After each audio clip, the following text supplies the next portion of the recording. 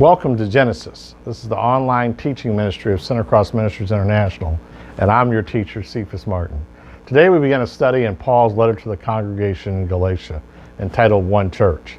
The reason I chose this is because currently what's going on right now all over the United States of America as well as the world is there are protests going on about racism, protests about the way certain people are treated. And the Church of Jesus Christ, which should be at the center of the solution, is not. The Church of Jesus Christ, the people who call themselves the disciples of Jesus Christ, in fact have a racist problem of their own. But this is nothing new. Paul dealt with this in the book of Galatians and the book of Romans and other places and talked just about that. So I decided to do a study to see what Paul was talking about when it came to race and religion and all those things, and how to bring their forth to be one church. So in the book of Galatians, start with chapter 1. Verse 6 is where I'm going to start.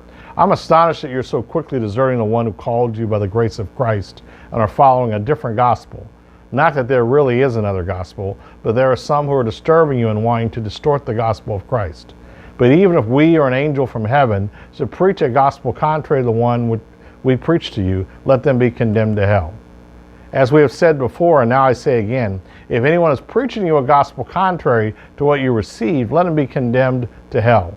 Am I now trying to gain the approval of people or of God? Or am I trying to please people? If I were still trying to please people, I would not be a slave to Christ.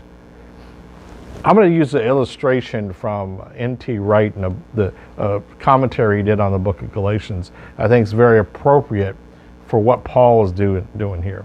Imagine you're in South Africa in the 1970s.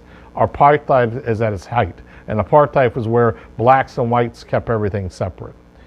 You're embarked on a risky project to build a community center where everybody will be equally welcome, no matter what their color or race. You've designed it, in fact, you've laid the foundation in such a way that only the right sort of building can be built, or so you think. You're called away on an urgent matter in another part of the country for another project. And a little later you get a letter.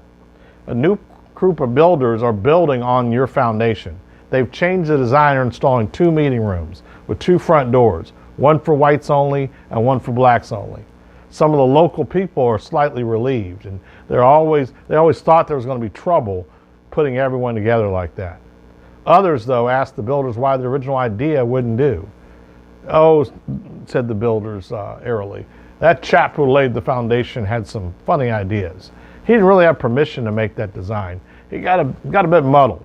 We're from the real authorities. This is how it's got to be. That was the sort of position Paul found himself in when it came to this group of people who were residing in South Central Turkey almost 2,000 years ago.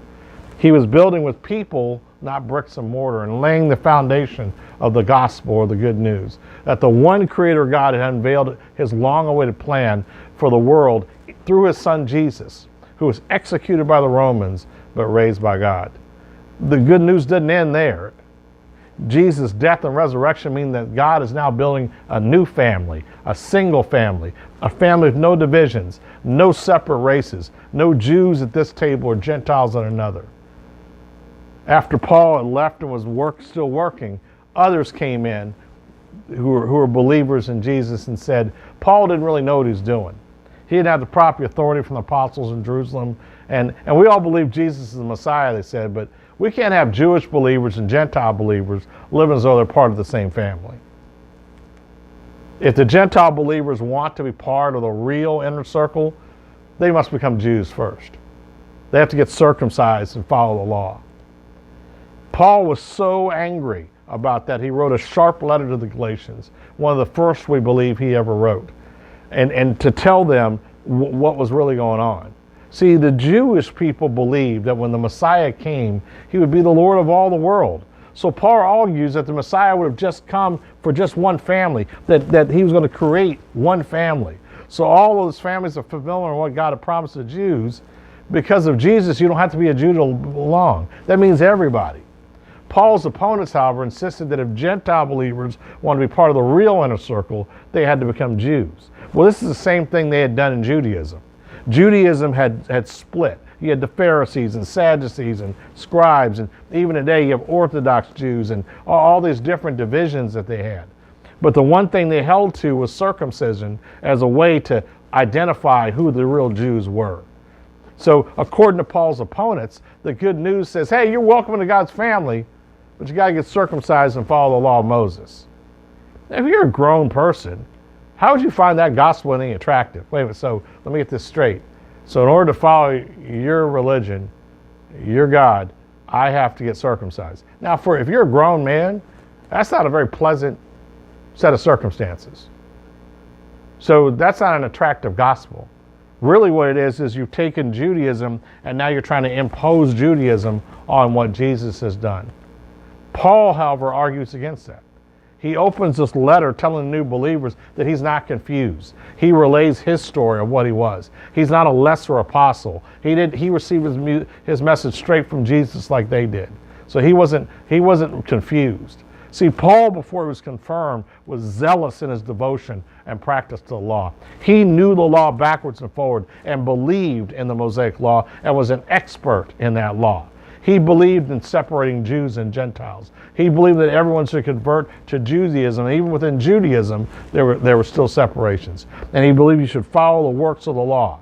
That's why he was persecuting believers in Jesus, the Messiah, prior to his conversion, because they were disobeying the law in his mind. But then he got saved. He got transformed. And he learned that the gospel message says that everyone doesn't have to become a Jew. A gospel message that says that is not the gospel message. That everyone doesn't have to become a Jew. When Paul got transformed by God, he got transformed from a hardline Jew to understanding who the Messiah was and that the Messiah had come for everyone. See, the church today, what we call the church, suffers from the same thing. We divide into our sects along many different lines, race being one of them.